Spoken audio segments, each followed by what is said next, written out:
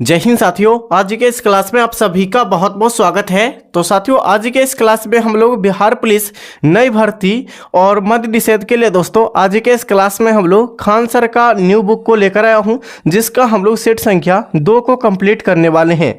साथियों, ये बहुत ही बेहतर बुक है। इस बुक में टोटल 61 सेट दिया गया है और इसमें प्रीवियस ईयर का सेट आपका कितना, टोटल आपका 41 और आपका 20 जो है ना प्रैक्टिस सेट को दिया गया है। तो इस बुक को आप लोग ले सकते हैं, इसी वीडियो के डिस्क्रिप्शन बॉक्स में मिल जाएंगे, ठीक है। और ये खान सर के दोस्तों स्पेशल बुक है दोस्तों, जिसके लिए दोस्तों आप लोगों का जो बिहार पुलिस न्यू भर्ती आने वाली है 22,771 पोस्ट के लिए, तो हम लोग उसी की तैयारी कर रहे हैं दोस्तों। अगर आप लोग मद्य निषेध की भी तैयारी करते हैं तो आपके लिए ये सारे क्वेश्चन इंपॉर्टेंट होगा, ठीक है। तो चलिए शुरुआत करते हैं आज के सेशन को। तो साथियों, इस क्लास में जितने भी क्वेश्चन करवाएंगे ये सभी क्वेश्चन आपका एनसीईआरटी और एससीईआरटी पैटर्न पर आधारित होगा, क्योंकि ये जो खान सर के जो आपका सेट में दिया गया है बेहतर आपका एनसीईआरटी पैटर्न पर आधारित ही सभी क्वेश्चन है, ठीक है। तो चलिए शुरुआत करते हैं आज के सेशन को। और सबसे पहले देख लीजिएगा कि आपके जो है ना, ये आप लोगों के पास आपके पास अगर क्वेश्चन बैंक नहीं है तो यहाँ से भी आप लोग देख सकते हैं कि किस तरीके से आपके जो एग्जाम में पैटर्न पर क्वेश्चन पूछे जाते हैं। देखिए, आज के सेशन का पहला क्वेश्चन है, विसरण सबसे अधिक किसमें होती है। देखिए, विसरण सबसे अधिक जो होती है ये किसमें होती है दोस्तों, ठोस में, द्रव, गैस, प्लाज्मा। चलिए बताइए इस क्वेश्चन का राइट आंसर क्या होगा। तो विसरण सबसे अधिक होती है आपका गैस में होती है। किसमें होती है? गैस में सबसे अधिक होती है विसरण। इस क्वेश्चन का जो राइट आंसर आपका हो जाएंगे सी, बिल्कुल राइट आंसर आपका हो जाएगा, ठीक है। यहीं पर सबसे पूछा जाए कि सबसे जो है ना कम विसरण किसमें होती है, तो आपका हो जाएंगे ठोस में। देखिए, ठोस में जो है ना ये सबसे कम विसरण होती है, इसीलिए इस क्वेश्चन का राइट आंसर आपका हो जाएंगे। अगर सबसे कम पूछा है तो ठोस आएगा और सबसे अधिक पूछा जाए विसरण तो आपका गैस में होती है। याद रखिएगा, ये सारे क्वेश्चन आपका इंपॉर्टेंट क्वेश्चन है, ठीक है।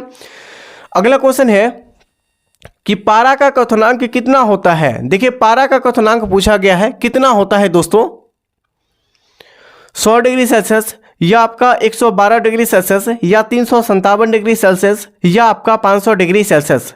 तो देखिए यहाँ पर इस क्वेश्चन का क्या हो जाएगा आंसर।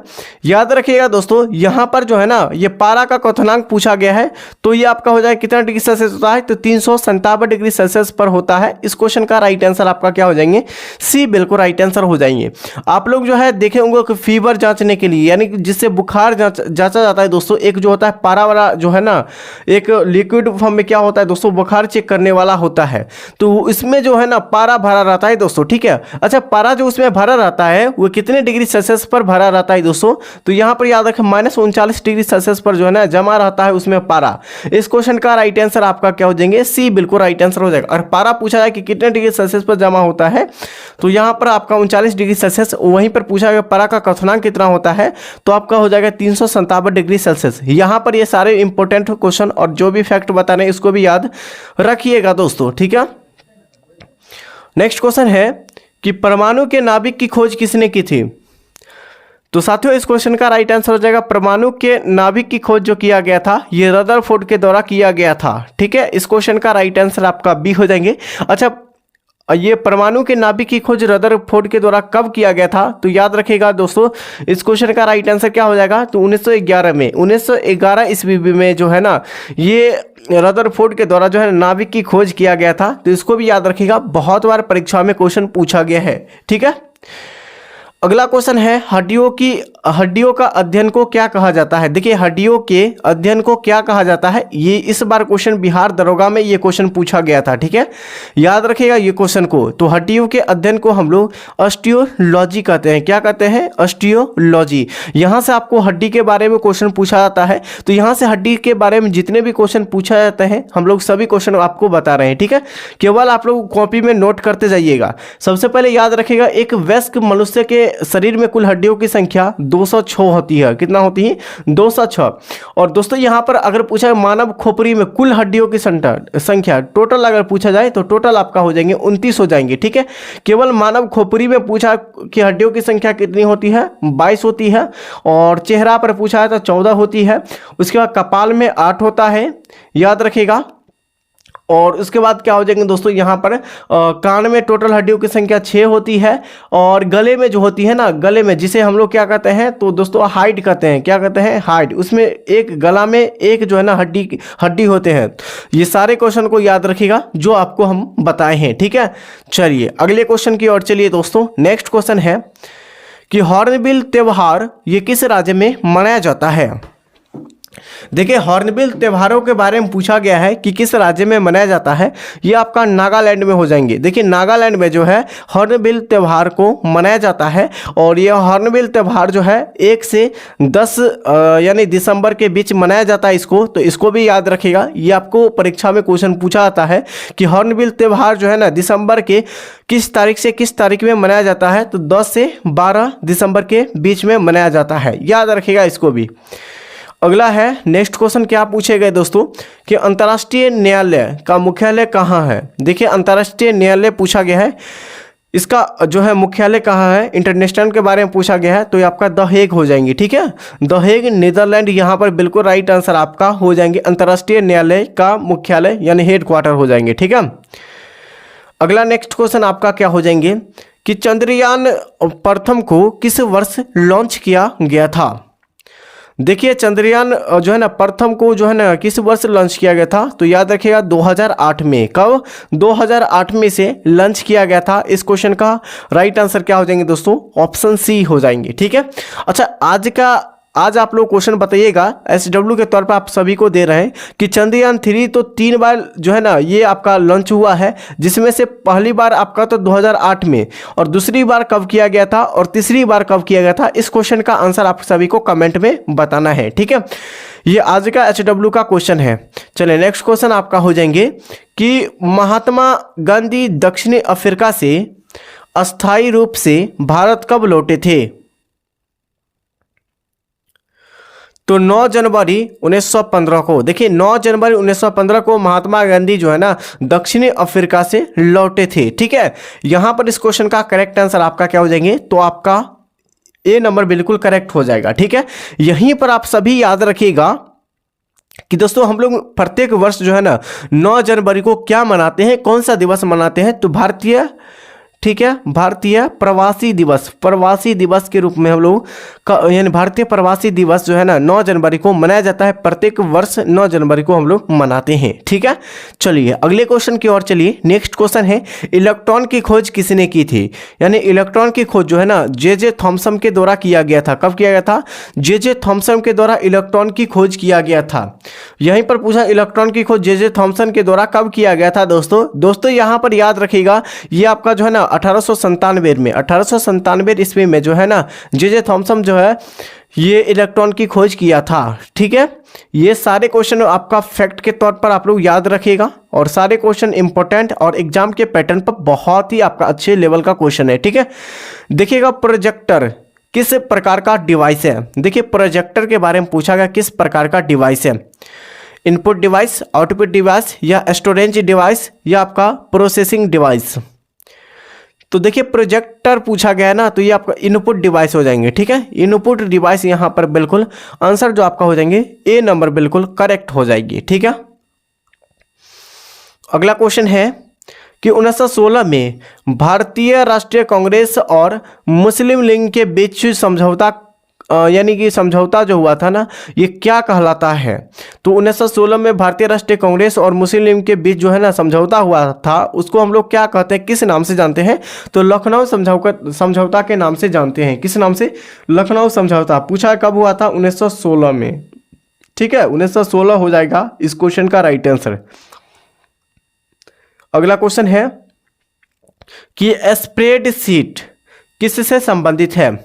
देखिए स्प्रेडशीट जो है ना ये किससे संबंधित हो जाएंगे दोस्तों, यहां पर आपका हो जाएंगे ये आपका MS एक्सेल से संबंधित हो जाएंगे। क्या हो जाएंगे? तो स्प्रेडशीट हो जाएंगे संबंधित, ठीक है, याद रखिएगा।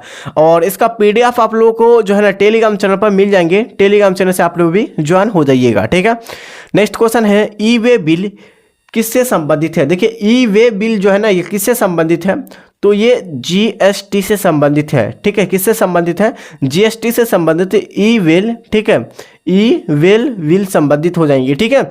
यहाँ पर याद रखेगा पूरे देश में जो जीएसटी लागू किया गया था दोस्तों, ये कब किया गया था? तो याद रखेगा पूरे देश में पूछा जाएगा कि जीएसटी कब लागू किया गया था? 1 जुलाई, ठीक है, 1 जुलाई 2017 को। कब? 2017 को पूरे देश में जो है ना, पूरे विश्व में जो है ना, ये जीएसटी को लागू किया गया था, ठीक है। और भारत में सबसे पहले जीएसटी जो है ना किस देश में, भारत में सबसे पहले जीएसटी किस राज्य लागू किया है? तो असम राज्य ने सबसे पहले लागू किया था जीएसटी को।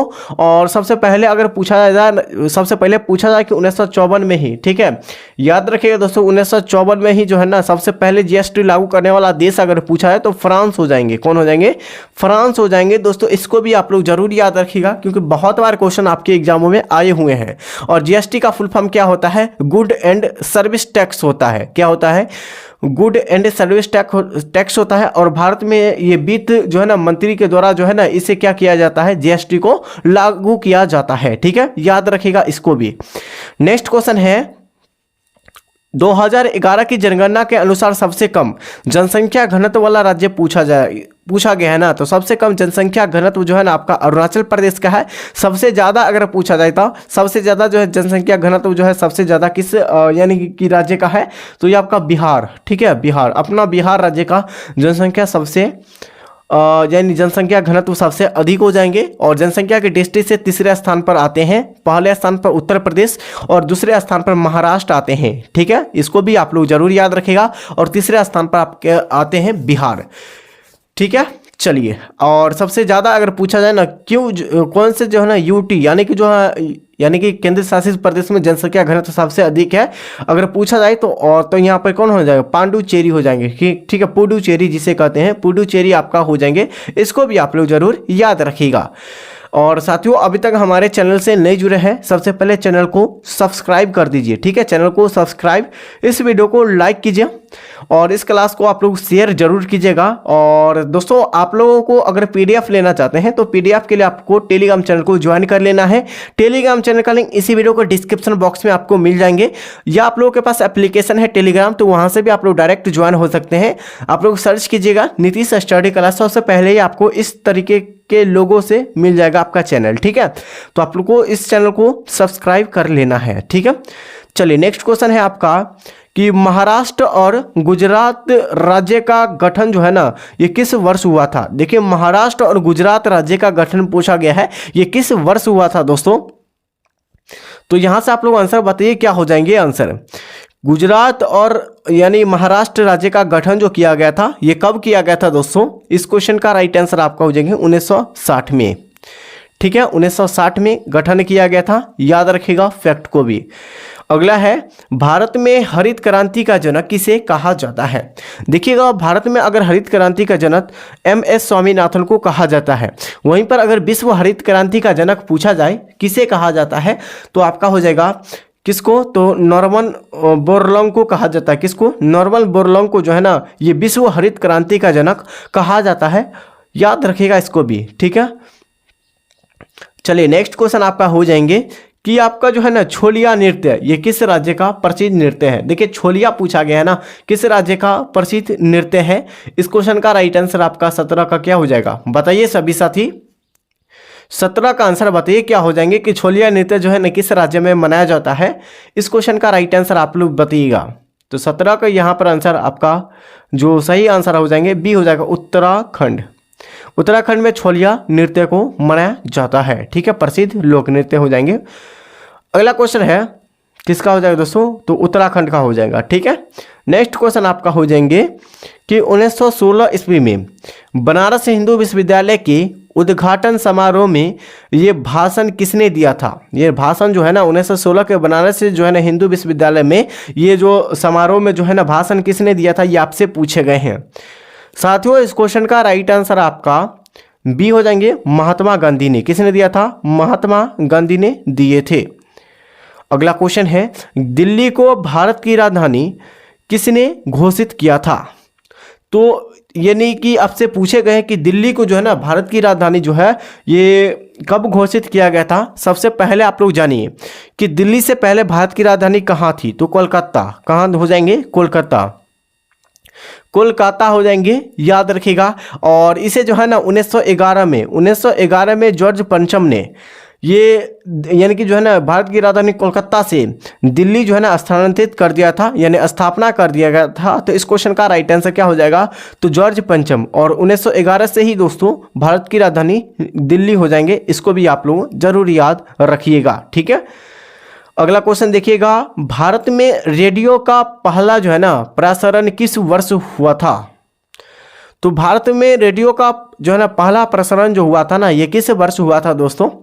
इस क्वेश्चन का राइट आंसर आपका सी हो जाएंगे, 1927 को। देखिए 1927 को जो है ना ये क्या हुआ था, तो ये भारत में रेडियो का पहला प्रसारण हुआ था। और साथियों आज के जो हम लोग करंट अफेयर का भी क्वेश्चन इसमें जो शामिल किए हैं, ये सारे क्वेश्चन शानदार और 2026 के क्वेश्चन यानी कि क्वेश्चन है, ठीक है। करंट अफेयर 2026 का है, याद रखिएगा इसको भी, ठीक है। और जो भी आपका जो है क्वेश्चन यहाँ से आपको करंट अफेयर का क्वेश्चन दिया जाता है, उसको आप लोग क्या कीजिएगा, अच्छे से पढ़िए और अच्छे से याद कीजिए दोस्तों, ठीक है। उसको बार बार पढ़िए, आप लोगों को करंट अफेयर याद हो जाएगा। देखिएगा बिहार के राज्यपाल के रूप में किसे नियुक्ति किया गया है। देखिए बिहार के राज्यपाल के रूप में किसे नियुक्ति किया गया है दोस्तों, तो बिहार के राज्यपाल जो हो जाएंगे ये कौन हो जाएंगे दोस्तों, याद रखिएगा, ये सैयद अता हुसैन हो जाएंगे, हुसैन हो जाएंगे। इस क्वेश्चन का बिल्कुल राइट आंसर आपका हो जाएंगे, ठीक है। नागालैंड के राज्यपाल के रूप में किसे नियुक्ति किया गया है। देखिए नागालैंड के राज्यपाल को जो है ना किसे नियुक्ति किया गया है, तो यहाँ पर याद रखिएगा पहला अक्षर से, 9 से नागालैंड, और से आपका 9 से क्या हो जाएगा, नंद किशोर यादव। क्या हो जाएंगे दोस्तों 22 का, तो नंद किशोर यादव यहाँ पर बिल्कुल ए नंबर हो जाएंगे, बिल्कुल राइट आंसर, ठीक है। अगला है लद्दाख के उपराज्यपाल के रूप में किसे नियुक्ति किया गया है। देखिए लद्दाख का भी पूछा गया है कि किसे नियुक्ति किया गया है दोस्तों, तो इस क्वेश्चन का राइट आंसर आपका क्या हो जाएगा, यहां पर हो जाएगा बी के सक्सेना। देखिए बी के सक्सेना जो है ना ये आपका लद्दाख के उपराज्यपाल बने हैं, ठीक है, याद रखिएगा बी के सक्सेना को। हिमाचल प्रदेश के राज्यपाल के रूप में किसे नियुक्ति किया गया है। देखिए हिमाचल प्रदेश पूछा गया है, इसको जो है ना ये किस यानी कि जो है ना यानी कि जो हिमाचल प्रदेश का जो राज्यपाल है ये इसको जो है ना ये नियुक्ति जो किया गया है वो कौन थे, हिमाचल प्रदेश के राज्यपाल कौन थे। 24 का आंसर यहाँ पर ए हो जाएंगे, ये आपका कविंद्र, ठीक है, गुप्ता को, कविंद्र गुप्ता हिमाचल प्रदेश के नए राज्यपाल नियुक्ति हुए हैं। तेलंगाना के नए राज्यपाल के रूप में किसे नियुक्ति किया गया है, तो यहाँ पर आपका हो जाएंगे शिव प्रताप शुक्ला को। देखिए शिव प्रताप शुक्ला को जो है ना तेलंगाना के जो है ना राज्य यानी कि जो है राज्यपाल के रूप में नियुक्ति किए गए हैं। तो इस क्वेश्चन का राइट आंसर आपका क्या हो जाएंगे, तो यहाँ पर बी नंबर बिल्कुल करेक्ट हो जाएगा, ठीक है। नेक्स्ट क्वेश्चन आपका हो जाएंगे महाराष्ट्र के राज्यपाल के रूप में किसे नियुक्ति किया गया है। ये सारे क्वेश्चन VBI टॉप लेवल का क्वेश्चन है करंट अफेयर का, ठीक है, यहां से आपके परीक्षा में क्वेश्चन पूछा ही जाएगा, ठीक है। तो महाराष्ट्र के जो है ना राज्यपाल के रूप में किसे नियुक्ति किया गया है, तो यहाँ पर आपका हो जाएंगे किसका, तो आपका जो है ना जिष्णु देव वर्मा को। देखिए जिष्णु देव वर्मा को महाराष्ट्र के राज्यपाल के रूप में नियुक्ति किया गया है, ठीक है। चलिए अगला क्वेश्चन है दिल्ली के उपराज्यपाल के रूप में किसे नियुक्ति किया गया। उपराज्यपाल के बारे में पूछा गया, दिल्ली के अभी किसे नियुक्ति किया गया है, तो 27 का आंसर यहाँ पर क्या हो जाएगा, 27 का आपका ए हो जाएगा, क्या हो जाएगा, हरनजीत सिंधु को, ठीक है, हरनजीत सिंह सिंधु को नियुक्ति किया गया है, याद रखिएगा दिल्ली के उपराज्यपाल को। नेक्स्ट क्वेश्चन आपका हो जाएंगे कि पश्चिमी बंगाल के राज्यपाल के रूप में किसे नियुक्ति किया गया है, तो ये आपका हो जाएगा RN रवि को। RN रवि को पश्चिम बंगाल के नए राज्यपाल के रूप में नियुक्ति किए गए हैं। नेक्स्ट क्वेश्चन है कुम्हरार मोहन बिहार के किस जिले में स्थित है। कुम्हरा मोहन जो है ना यानी मोहन बिहार के किस जिले में स्थित है, तो ये आपका पटना जिले में स्थित है, ठीक है, याद रखिएगा। अगला क्वेश्चन है अनार का लाल रंग किसके कारण होता है। देखिए अनार का लाल रंग जो है ना एंथोसाइनिन के कारण, किसके कारण, एंथोसाइनिन के कारण अनार का रंग जो है ना लाल रंग का होता है। तो इस क्वेश्चन का राइट आंसर आपका सी हो जाएंगे। ठीक है, चलिए अभी तक फिर से बता दे रहे हैं दोस्तों, अभी तक चैनल को सब्सक्राइब नहीं किया है, चैनल को पहले सब्सक्राइब कर लीजिए दोस्तों। आपको अगर सब्सक्राइब किए रहेंगे तो आपको जो है जब भी हम लोग अपलोड करेंगे वीडियो को या आप लोगों को लाइव जो आपको स्टार्ट करेंगे, सबसे पहले आपको लोगों को क्या मिलेंगे, तो आपको इन्फॉर्मेशन या नोटिफिकेशन सबसे पहले मिल जाएंगे। तो वहाँ से आप लोग जुड़ सकते हैं हमारे साथ। और सबसे पहले आप लोग क्या कीजिएगा, इस वीडियो को लाइक और इस चैनल को सब्सक्राइब और इस जो है ना चैनल को सब्सक्राइब भी करके और इसको शेयर कीजिएगा इस क्लास को। ठीक है, तब तक के लिए साथियों एक बार दिल से जय हिंद, जय भारत। और PDF के लिए आपको टेलीग्राम चैनल पर आप लोगों को जुड़ जाना है। ठीक है, जय हिंद।